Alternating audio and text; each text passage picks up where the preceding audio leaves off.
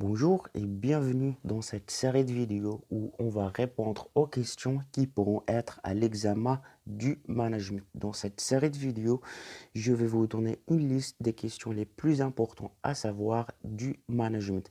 Je vais vous montrer comment répondre à chaque question et je vais vous expliquer la réponse en détail, comme ça pour bien comprendre. Alors, on est arrivé à la cinquième question. Donc, la cinquième question, c'est les définitions.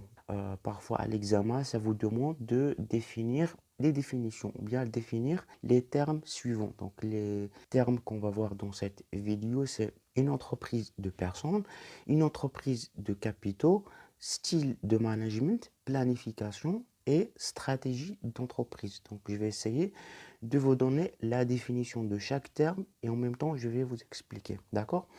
Donc, on va commencer avec les sociétés de personnes. Donc, une société de personnes est une société constituée par des associés ayant une forte relation entre eux, soit parce que leurs intérêts sont intimes, liés, soit parce qu'ils collaborent effectivement et personnellement à un but social. Dans ce type de société, les cessions de parts sociales sont généralement soumises à un accord préalable des autres associés. Donc c'est ça la définition.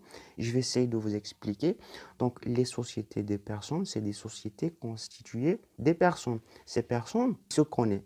Par exemple, c'est des sociétés familiales où les associés connaissent les autres. Ils se connaissent entre eux. Ils se connaissent. Ils ont des liens. La cession des parts sociales est difficile. Il faut que tout le monde soit d'accord. D'accord?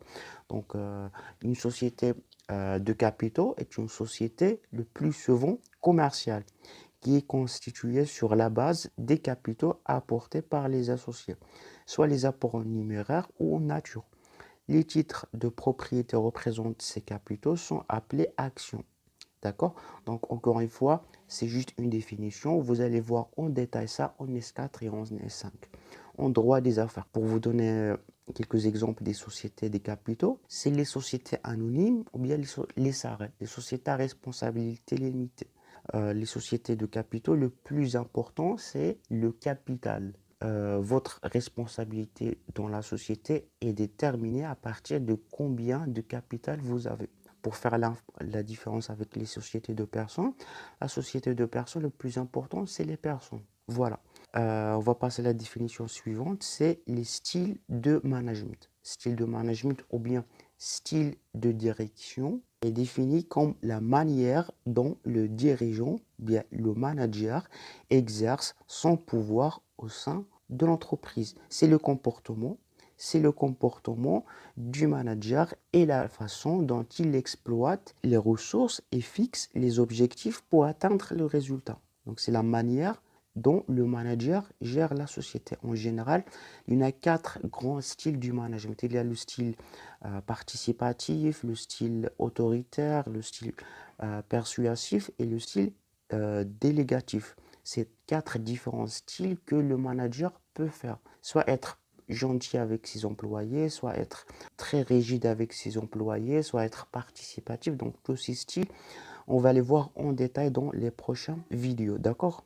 D'accord? Donc voilà, pour la planification. Donc la planification est un processus qui permet d'identifier les objectifs à atteindre et les moyens les plus avantageux pour les réaliser. C'est-à-dire que la planification consiste à déterminer quelle façon les ressources d'une entreprise seront utilisées pour obtenir les résultats désirés et atteindre les objectifs fixés. Donc ça permet de choisir entre plusieurs options, plusieurs choix, la meilleure façon, la meilleure activité qui permet d'atteindre les objectifs d'une manière efficace.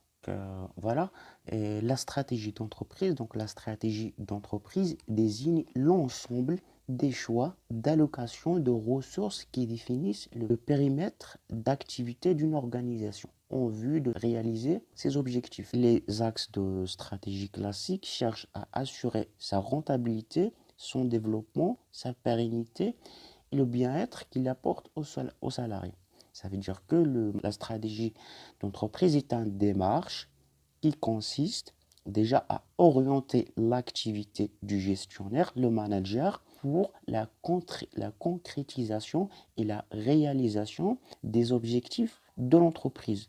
Donc, il y en a plusieurs stratégies d'entreprise. Il y en a la stratégie de la spécialisation, stratégie de diversification, d'innovation. Il y en a plusieurs, donc on va essayer de les voir dans les prochaines vidéos si ça vous intéresse, si vous voulez avoir plus de vidéos concernant la stratégie de l'entreprise. J'espère que vous l'avez compris, ces définitions, d'accord? Donc, si vous n'avez pas encore compris une partie du management, donc j'ai expliqué la plupart des parties donc en détail.